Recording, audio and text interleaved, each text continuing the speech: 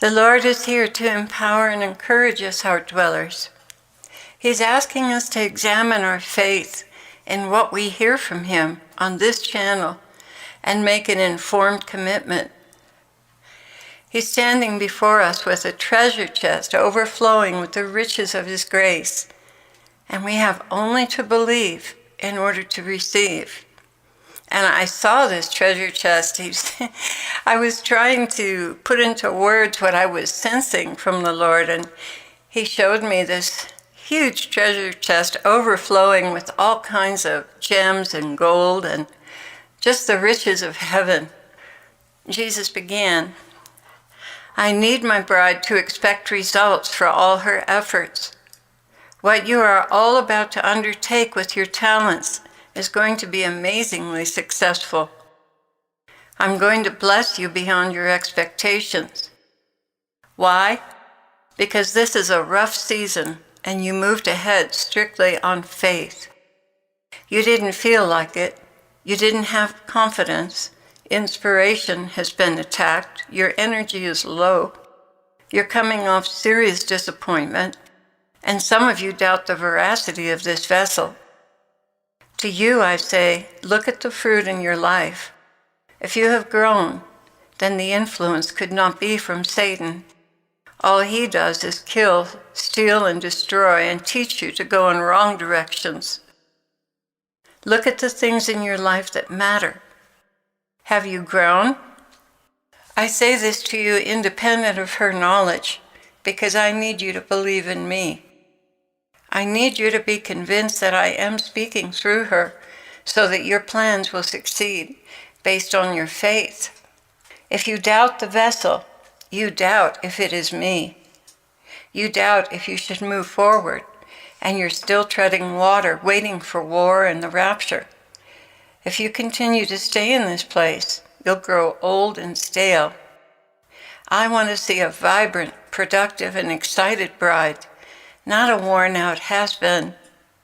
I want to see fresh fruit when I come for you, not what you harvested and dried last year.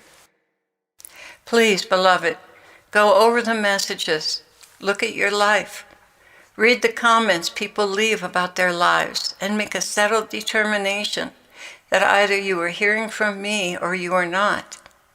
If you are not, you don't need to be here. It will make you double-minded. Better to find another vessel you truly believe in and follow me through them. Okay? That's settled. Let's move on with you who are convinced. This is no ordinary time in your lives. This is a time of vitality and productivity. I will bless everything you put your hand to for me. I will inspire and execute whatever projects you have undertaken for me by my inspiration. Remember what I said about a vibrant bride? Have you ever seen anyone at the very top of their game? Life is exciting, challenging, hopeful, anticipatory. Some of you can look back on your earlier years and see that.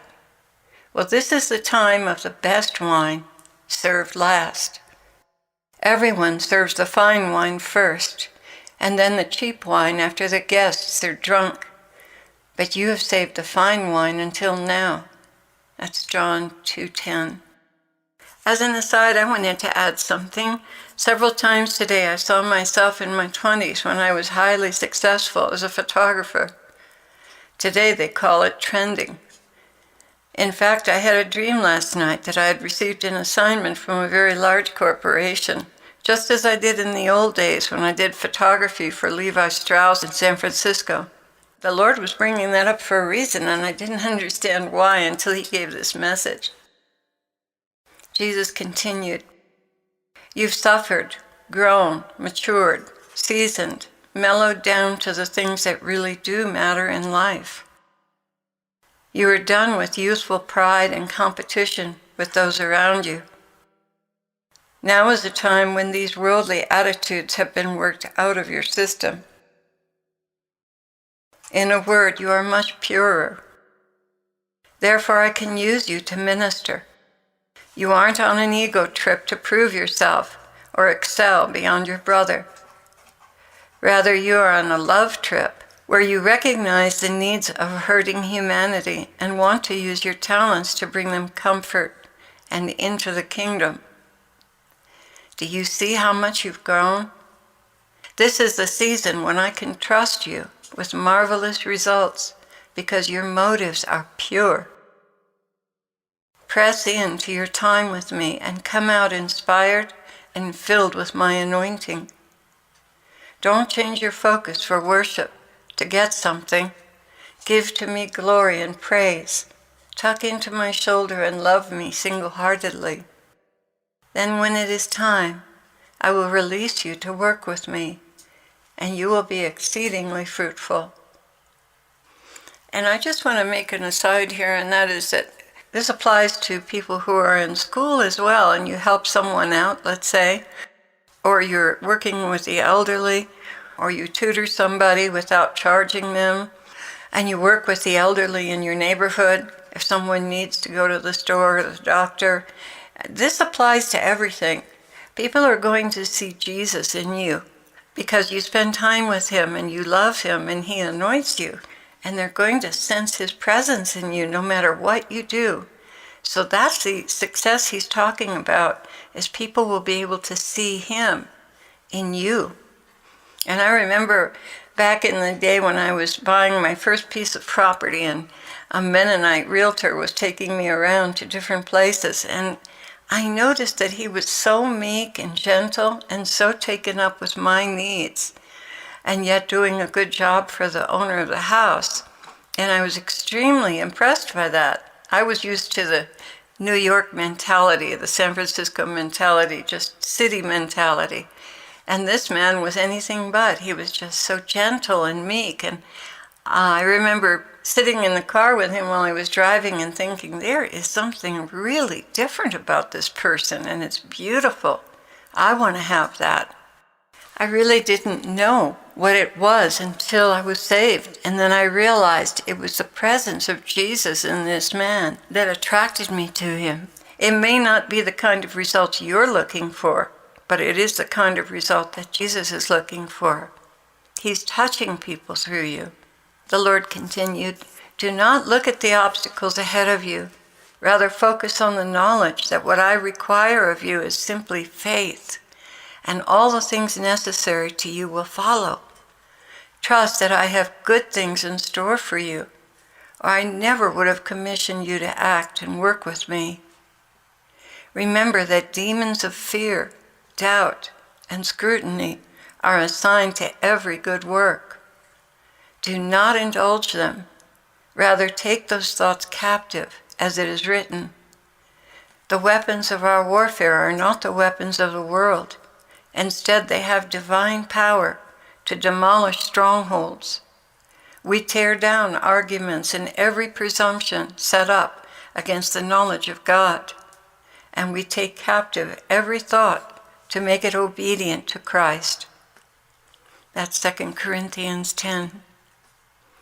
So you see, you must act on faith, believing that the commission you have received is indeed from above and will produce fruit everlasting in heaven. All of you who act in this way bring down the favor of the Father for their unyielding obedience to the Son. Therein is the secret of copious fruit you will bear. You have taken the word in faith, committed your way to me. You have stood against the naysayers and taken every thought captive.